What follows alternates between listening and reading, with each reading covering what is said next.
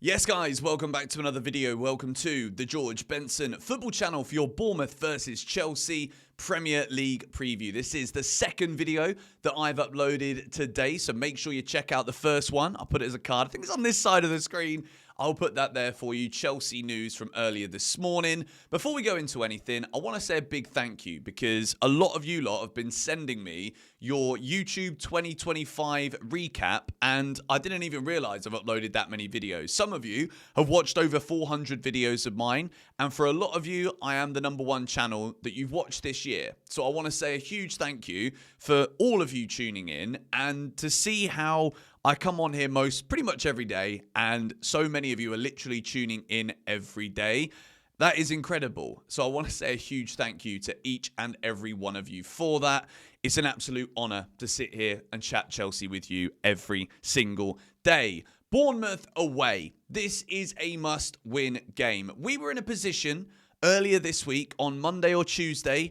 The genuine feeling inside of me was that Chelsea can go on a run here. Let's keep winning football matches and let's chase down Arsenal. And who knows, at the end of the season, we might be looking at a Premier League title. Don't actually think we're going to win it, but I'd love to be there in the conversation.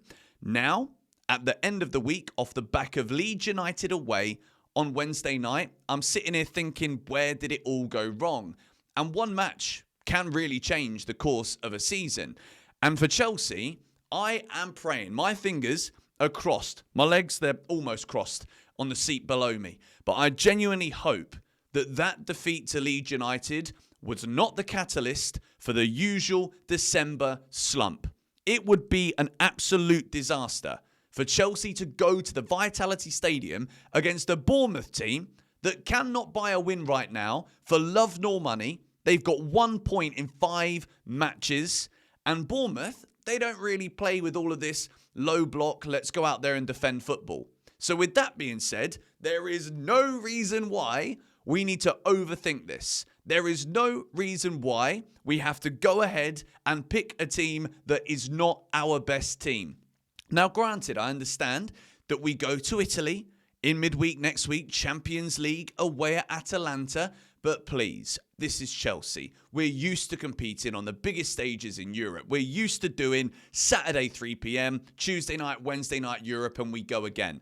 I don't want to hear any of this anymore. I'm not entertaining it whatsoever. I'm a football fan that has grown up watching Chelsea dismantle European sides on the continent in midweek and then show up again at the weekend with the same intensity and the same energy. That Leeds United defeat, more so than anything else, shows me that we've still got excuses up our sleeve. And that is not Chelsea. It's not the Chelsea that I know anyway. So as much as I am a little bit on my high horse here, I'm expecting absolutely nothing but Chelsea turning this back around. We have got to go to Bournemouth away and we have got to win. Now, before we go and look at Enzo Maresca's press conference, Christmas is coming up and everybody loves a discount. So GBFC 10 gets you 10% off everything at the Chelsea online megastore. Check the link in the description and the QR code on the screen. Let's take a little look at 2 of the big questions that Enzo Maresca was asked in the presser. So Maresca on a lack of leaders. I love having a young squad, young players, and I'm delighted with the squad we have. Added, one of the regrets that I had after the Leeds game was that we didn't play with Josh at Champong. And in relation to this, who was the most experienced player who played for us in the week? Tosin. Did he play good? So it is not about experience. So obviously, in pretty much any Chelsea press conference, the age of the squad, the experience of the squad is always something that comes into question. This has got to stop as well. Because at the end of the day, when Chelsea are winning, no one is saying, oh, well, so inexperienced. We don't get the same level of praise from journalists, from media when we win with a young team. So why do we keep going back to that as an excuse or as a reason for why we're losing matches? And I think Maresca knows deep down from what he said here about Tosin. Did he play well? No. So Maresca knows that he's made a mistake. Talking about Achampong in his press conference, I don't think this means that Josh is going to go into the starting 11 against Bournemouth. But what I do think Maresca's realised is there are clearly weak players in this squad. Tosin was put in the team, supposedly, against Leeds to be able to win aerials, to be able to deal with Dominic Calvert-Lewin, who is aerially a threat to Chelsea, and he didn't deal with him. And this isn't the first time that Tosin has been used to deal with a big striker and not deal with it. So from this point on, we've got to learn from our mistakes. And I don't just want to individually pinpoint Tosin being picked as a mistake here. He isn't Chelsea standard. He should be the last on the list right now of centre-backs who are picked. But I'm fully believing that we will see some rotations here. Rotations in a good way. Rotating back to what works. I don't want to hear these rotation excuses anymore. We know the players who need rotating.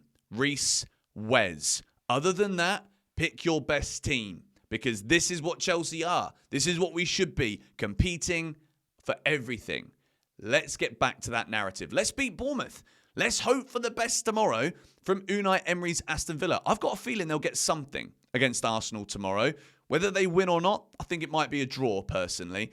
But let's do what we can, which is bounce back and win. So without any further ado, let's build my Chelsea starting 11. Let me know yours in the comments down below. Robert Sanchez is in goal. I don't think Sanchez deserves any stick for what we did at Leeds. I think in terms of the distribution, there were shaky moments again from Rob, but I think it's a product of what is put in front of him. When players aren't really assured in the back line, Robert Sanchez can feel it. Sanchez can see it and he don't give him the ball. And he goes long and it comes straight back at us. Chelsea, that third goal that we conceded, right? I'm seeing some people try and blame Malo Gusto for this. Yeah, all right. Maybe Gusto could have turned and tried to go forward, but to be able... Don't defend Tosin here, all right? Please. I don't want to hear it. Rob Sanchez is in goal, moving into a back line. And you're going to understand very soon what I've done here. I know that some of you might be like, Benson, where the bloody hell is Reece? Hold the fort, all right? Malo Gusto right back, Wesley Fofana, Trev Chalobah, and Mark Cucurella. Moving into a midfield of Enzo and Reece James. This is where I want to talk about something. No Moises Caicedo, big problem. Chelsea have only won 25% of games where Caicedo hasn't played, and it goes above 50% when Caicedo is fit. We know that. He was sent off. It was the right decision. We can't complain about this. But what I do want to see Chelsea doing, the way that Maresca overthinks against these small teams, there's a big difference in the way that Chelsea perform when we see that right side of the pitch. When Malo Gusto and Reece James are there, we look so much more assured at the back. And this is where Premier League football and teams in the Premier League, in the lower echelons of the league, this is where the competition deserves some respect. Because as much as we go with this kind of lineup to combat the really good teams, the teams that will try and play, teams that will try and dominate possession, this is also what we need to do against lower league sides. Because instead of always reacting to what the opposition are going to throw at us, we've got to start using a winning formula and then play with it. I know for a fact, because I saw it under Pochettino, that Malo Gusto can get forward and get good balls into the box. Reece James can absolutely sit there and scan that back line the way that he did against Arsenal to allow Enzo Fernandez to go forward.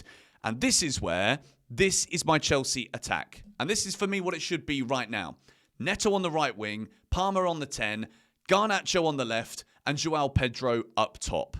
I mentioned this on Eunice's channel, saying that the attack right now for Chelsea is about picking a lesser of evils at the moment. And that doesn't mean that I think they're all evil. Doesn't mean I think they're all bad. But right now, it isn't clicking for João Pedro or Liam Delap, and Mark Guiu is still very young and inexperienced. So this is what clicks. Cole Palmer and João Pedro, we saw the way that these guys can link up. We stick with that now.